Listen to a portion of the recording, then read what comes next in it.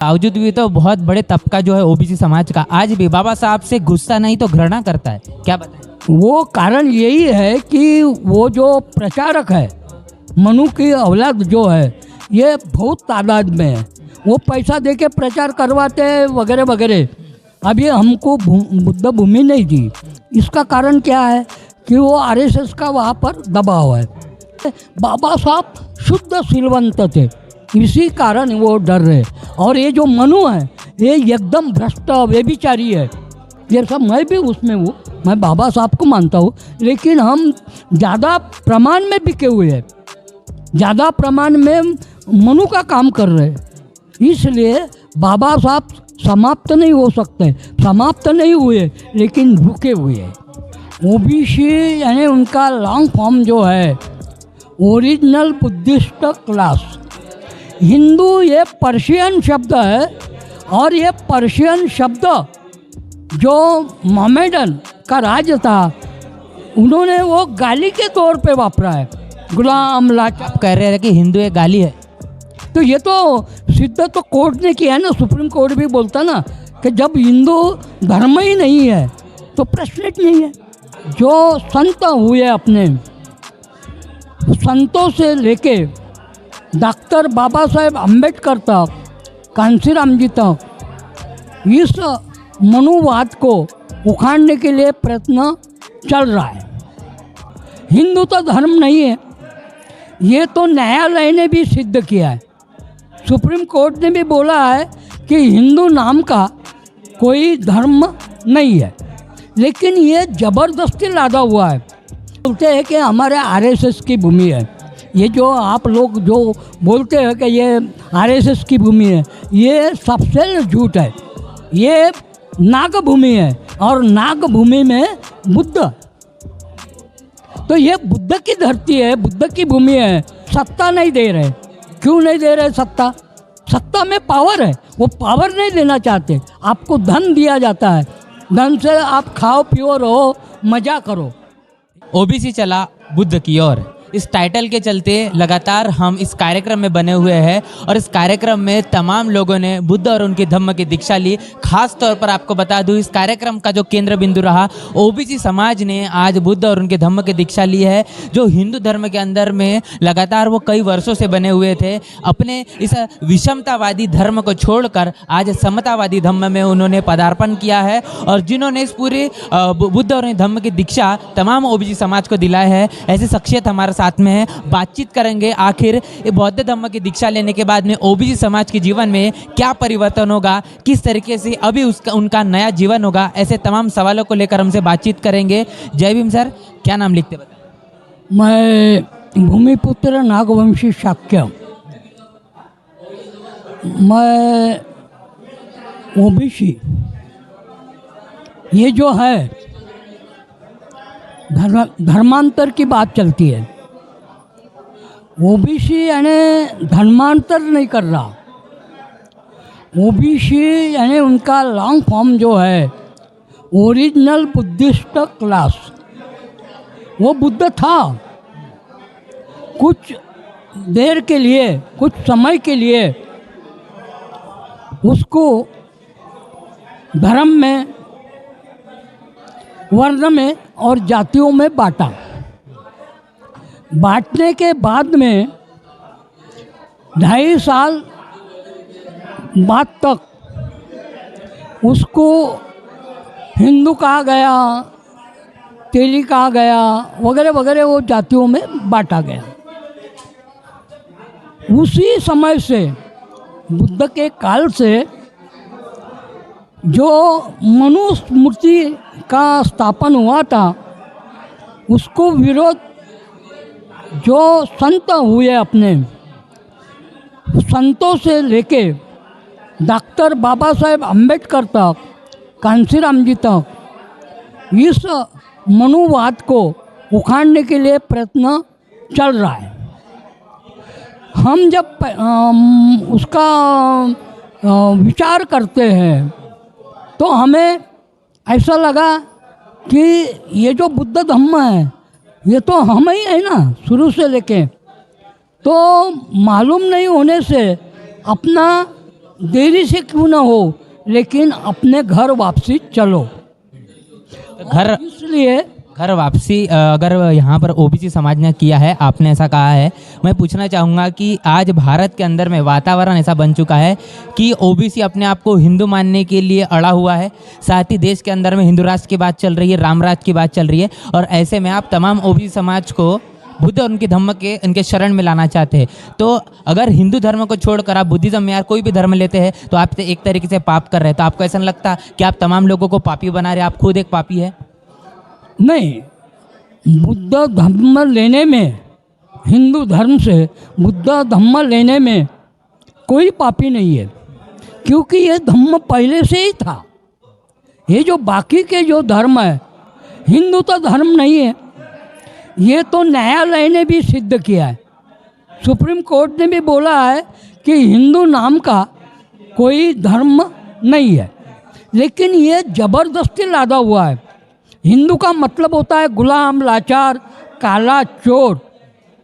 अब जब हम ये देखते हैं, ये कौन बता रहे, जो हिंदू धर्म के संचालक है, जैसा भागवत है, तिलक जी है, इन लोगों ने बताया कि हिंदू कोई धर्म नहीं है। और मैं जब ग्रंथ पढ़ता हूँ हिंदू धर्म के, उसमें हिंदू ये शब्द है ही नहीं। हिंदू ये पर्शियन शब्द है, और ये पर्शियन शब्द जो मोहम्मदन का राज था, उन्होंने वो गाली के तौर पे वापरा है, गुलाम, लाचार। आप कह रहे हैं कि हिंदू एक गाली है? तो ये तो सिद्ध तो कोर्ट ने किया है ना, सुप्रीम कोर्ट भी बोलता ना कि जब हिंदू धर्म ही नहीं है तो प्रश्न ही नहीं है। वो तो मान्यता दी है कि हिंदू कोई धर्म नहीं है। फिर हिंदू धर्म नहीं है तो ये तो दबाया लादा हुआ धर्म है ना। नागपुर के हम भूमि पर यहाँ पर है, और ये आरएसएस की भूमि भी माना जाता है, आरएस का हेड ऑफिस है। आप तमाम लोगों को बुद्ध और उनके धम्म के शरण में ला रहे हैं, ऐसे में क्या आपको डर नहीं लगता, जहाँ पर केंद्रीय मंत्री को भी 22 प्रतिज्ञा लेने पर इस्तीफा दे दिया जाता है तो उनको जेल जाना पड़ सकता है, तो क्या आपको नहीं लगता कि आप भी जेल जा सकते हैं? देखिए, बुद्ध धम्म में डर ये है ही नहीं, पहली बात। और ये भूमि जो है ये आरएसएस की भूमि है ही नहीं, ये तो नाग भूमि है, और नाग भूमि यानी बुद्ध भूमि है। ये बुद्ध भूमि है, इन्होंने अतिक्रमण किया है और वो बोलते हैं कि हमारे आरएसएस की भूमि है। ये जो आप लोग जो बोलते हैं कि ये आरएसएस की भूमि है, ये सबसे झूठ है। ये नाग भूमि है, और नाग भूमि में बुद्ध, तो ये बुद्ध की धरती है, बुद्ध की भूमि है, तो डरने का सवाल ही नहीं आता। इन्होंने अतिक्रमण किया है, ये बाहर से आए हुए। कौन बाहर से आए? ये जो ब्राह्मण लोग हैं ये बाहर से आए, जो हिंदू बोलते हैं वो हिंदू नहीं बोलते, वो खुद को ब्राह्मण बोलते हैं। हम ब्राह्मण है बोलते, हम हिंदू नहीं बोलते। वो भी इसी को इन्होंने जो लाद कर कहा गया है कि तुम हिंदू हो, वो लादा हुआ शब्द है करके वो लोग उनका आचरण कर रहे हैं। 2000 साल के पहले से ये बुद्ध धम्म को कमज़ोर बनाया गया, लेकिन समाप्त नहीं हो सका। वो धम्म अभी भी चल रहा है और इसके आगे भी अनादिकाल तक का चलेगा। अच्छा, ये ओबीसी समाज को जो लादा हुआ शब्द है हिंदू आपने कहा, तो इससे ब्राह्मणों का क्या फ़ायदा होगा अगर ओबीसी के ऊपर में हिंदू शब्द लादा जाए? इसको वो मूर्ख बना रहे ना, हिंदू के नाम से, हिंदू धर्म के नाम से वो उन्होंने 36 कोटि देवताओं को लाया है, और इनको बोलते हैं, जैसे तुकाराम महाराज का मर्डर किया, लेकिन वो बोलते हैं स्वर्ग में गए। ना स्वर्ग है ना पाताल है, स्वर्ग नहीं पाताल नहीं। इनका जो अवडंबर है ये सब झूठ है, और ये झूठी माया लोगों पे लाद कर, पैसे देकर, दुनिया का ये देकर वो देकर, लेकिन सत्ता नहीं दे रहे। क्यों नहीं दे रहे सत्ता? सत्ता में पावर है, वो पावर नहीं देना चाहते। आपको धन दिया जाता है, धन से आप खाओ पियो रहो, मज़ा करो, यानी भ्रष्टाचार करके वो अनीतिमान अपने को बना रहे लोगों को। और हमारा जो धम्म है शुद्ध है, और नीतिमत्ता का धर्म है। बाबा साहब को जो ये लोग डरते हैं, वो क्यों डरते हैं? बाबा साहब शुद्ध सिलवंत थे, इसी कारण वो डर रहे। और ये जो मनु है, ये एकदम भ्रष्ट व्यभिचारी है। मेरा भारूड है मनु चावला, ये व्यभिचारी है मनु। और ये भारूड के माध्यम से मैं पूरे भारत भर घूम के उनको समझाता हूँ। अच्छा, बाबा साहब ने SC ST और OBC में से सबसे पहले किसके बारे में सोचा? पहले सोचा उन्होंने OBC के बारे में, क्योंकि OBC वर्ग ज़्यादा था, वो बड़ा भाई मानते थे इनको, और जो ज़्यादा प्रमाण में है उसके बारे में पहले सोचा। पहली कलम 340 कलम उन्होंने दी, बाद में अपने बारे में सोचा। इसके बावजूद भी तो बहुत बड़े तबका जो है OBC समाज का आज भी बाबा साहब से गुस्सा नहीं तो घृणा करता है, क्या बताएं? वो कारण यही है कि वो जो प्रचारक है, मनु की औलाद जो है, ये बहुत तादाद में है। वो पैसा दे के प्रचार करवाते हैं वगैरह वगैरह। अब ये हमको बुद्ध भूमि नहीं दी, इसका कारण क्या है कि वो RSS का वहाँ पर दबाव है, इसलिए उन्होंने नहीं दी। और बाबा साहब का एक बैक साइड यानी थोड़ा सा ये हुआ है कि उनके लोग, जैसा मैं भी उसमें हूँ, मैं बाबा साहब को मानता हूँ, लेकिन हम ज़्यादा प्रमाण में बिके हुए हैं, ज़्यादा प्रमाण में मनु का काम कर रहे हैं, इसलिए बाबा साहब समाप्त नहीं हो सकते। समाप्त नहीं हुए लेकिन रुके हुए हैं। OBC समाज का बहुत बड़ा जो तबका है वो कहीं ना कहीं हिंदू राष्ट्र और हिंदू राज्य की जो बात करता है, इसमें कहीं ना कहीं विलिप्त है, इस आपका कहना है? हाँ, ये उनको भी समझ रहा है कि ये हिंदू राष्ट्र नहीं है, हिंदू धर्म नहीं है, उनको समझ रहा है, लेकिन वो हिम्मत नहीं कर पा रहे कि मैं बुद्ध हूँ बोलने को। जैसा मैंने बोला, मैं बुद्ध हूँ, मैं तो ओरिजिनल बुद्ध हूँ। मैं बोलता हूँ महार भी मैं हूँ, क्योंकि मैं माँ के पेट में 6 महीने था तो महार था। महार कैसा था? मांस आठ रक्त का गोला था। उसके बाद में मेरे को चेतना आई, जहाँ चेतना आती है वो बुद्ध है। और ये सृष्टि में जो भी जीव है वो महार है और बुद्ध है, क्योंकि हर एक को बुद्धि है उसके प्रमाण से। तो ये सब बुद्ध का तबका है, बुद्ध का राष्ट्र है, बुद्ध का विश्व है। ये थोड़ा थोड़ा अभी OBC वर्ग समझ रहा है। आप अगर वास्तव पे देखोगे तो ज़्यादा प्रमाण में OBC वर्ग बाबा साहब के बारे में और बुद्ध के बारे में फेवर में लिख रहे हैं। जैसा कि हम देखें तो तमाम बहुजन महापुरुषों का जो आंदोलन रहा वो कहीं ना कहीं बुद्ध से लेकर हम देखते हैं कि ऐतिहासिक देखते हैं। अगर तमाम बहुजन महापुरुष की विचारधारा को समझते हुए OBC समाज अगर बहुजन महापुरुषों की विचारधारा को अपना लेता है, इसका क्या परिवर्तन होगा समाज के अंदर में और खासतौर पर पूरे भारत में? अभी देखो, मैंने बुद्ध को अपनाया, मैं सुखी हूँ। जो बुद्ध नहीं है वो हिंदू है, उनके घर में झगड़े चल रहे, सास के झगड़े, बहू के झगड़े, लड़के। ये हमारे घर के सामने 3 लड़के वाला एक घर है, तीनों लड़के अलग अलग है, वो माँ बेचारी अलग रह रही है। तो ये तमाशा बंद करने के लिए बुद्ध का एक ही है, सब अपन मानव है, और मानव होने के कारण हर एक का दुख अपना दुख है। अगर ये थोड़ा थोड़ा बांटो तो वो उसका दुख खत्म हो जाएगा, अपना भी दुख खत्म हो जाएगा, खुशहाली आ जाएंगी, सुख आ जाएगा इस देश में। और बुद्ध का काम तन धन और मन से अगर आप करोगे तो यही तन मन धन से सदा सुखी हो। कितने सालों से धम्म दीक्षा देने का कार्यक्रम आप कर रहे हैं? हम तो अभी मैंने दीक्षा 11 में ली, 2011 में, क्योंकि दीक्षा लेना अनिवार्य है। आचार संहिता पढ़ने के बाद में हर एक ने दीक्षा लेना है। मेरा बाप बुद्ध है करके मैं बुद्ध हूँ, ये उसकी धारणा नहीं है। तो मैंने जैसा 11 में दीक्षा ली, बाद में और कार्य किया, और हम 2016 से दीक्षा भूमि पे 16-17 को दीक्षा ली, 18 को यहाँ ली और 18 से चालू है। तो अभी तक आपके एक अनुमान से कितने लोगों को आप धम्म दीक्षा दे चुके हैं, खासतौर पर OBC समाज से? अभी हमने OBC को जो दीक्षा दी है अभी तक के, क्योंकि दीक्षा भूमि में बहुत ज़्यादा लोग हमको मिलते थे, तो करीबन 10,000 तक के लोगों को दी है। और कुछ लोगों के हमने नाम भी बदल दिए, उन्होंने नाम भी यानी ये कर लिया है। अच्छा, नाम बदलने का कॉन्सेप्ट क्या है? नाम बदलने से क्या हो जाएगा? बदलने का क्या ये है कि जैसा मैं हटवार हूँ तो हटवार तेली है, ये धारणा बनी हुई है। तो हाँ, तो धारणा छोड़ने के लिए और वो जातिवाद उसमें नहीं आना चाहिए करके हम नाम बदलते। जैसा मेरा नाम है भी, मैंने भूमिपुत्र नागवंशी शाक्य रखा, मेरी कोई जाति ही नहीं रही।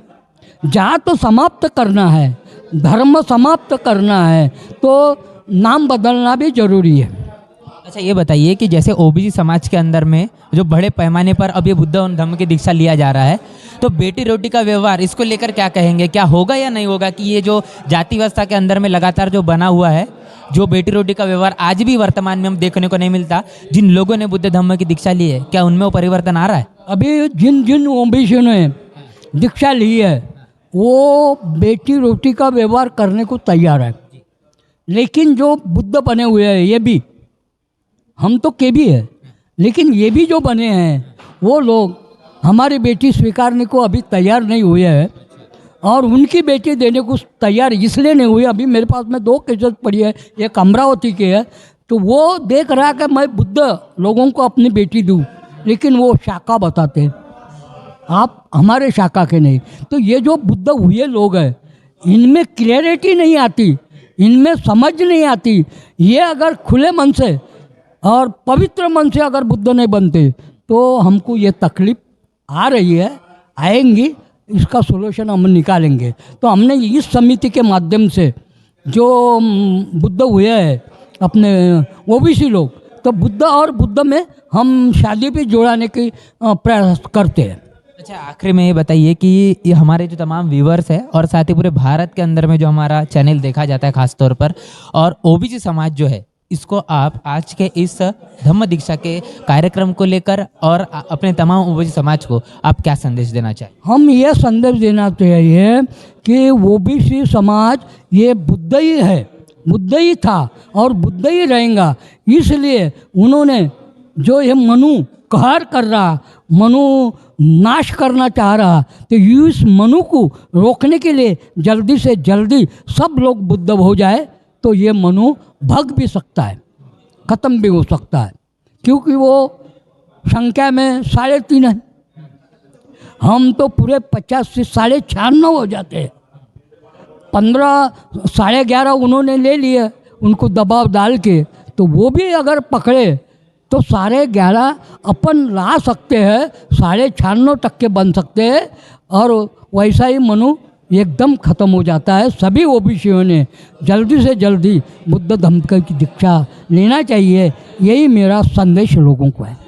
यहाँ पर खास बातचीत हमने की जिन्होंने आज के इस ओबीसी समाज ने जो बड़े पैमाने पर बुद्ध और उनकी धम्म की दीक्षा ली है, और इस कार्यक्रम के अंदर में जिन्होंने इस पूरे धम्म दीक्षा देने का काम किया, उनसे हमने खास तौर पर यहाँ पर बातचीत की है। इस पूरे बातचीत को लेकर आपका क्या कहना है? कमेंट बॉक्स में आपकी राय हमें ज़रूर बताएं। जो बड़े पैमाने पर यहाँ पर ओबीसी समाज जो बुद्ध और धम्म की राह पर चलने के लिए तैयार है, इसको लेकर आपकी क्या प्रतिक्रिया हमें कमेंट बॉक्स में ज़रूर बताएं। बने रहे द थिंग के साथ, तब तक के लिए जय भीम, जय भारत। बहुजन विचारधारा को घर घर तक पहुंचाने के लिए हमारे YouTube चैनल को सब्सक्राइब करें, लाइक करें, कमेंट करें, शेयर करें और बेल आइकन की घंटी दबाना ना भूलें।